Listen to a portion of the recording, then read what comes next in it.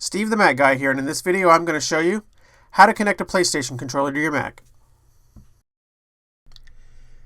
You need to start by resetting your PlayStation controller. On the back of the controller, insert a paper clip or push pin in the small hole near the L2 button.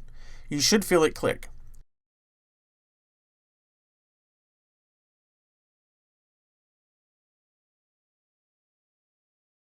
Then plug the controller into your Mac with a USB cable. The lights on the top should flash. On the Mac, go to System Preferences and click Bluetooth.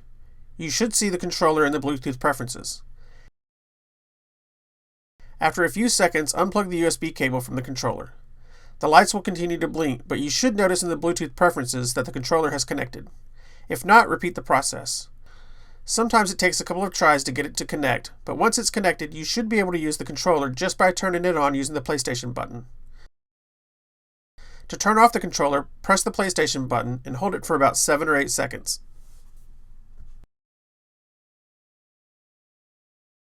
If you found this video helpful, please take a minute to give it a thumbs up and share it with anyone that might find it useful. If you haven't already, don't forget to subscribe for more Apple tips and tutorials.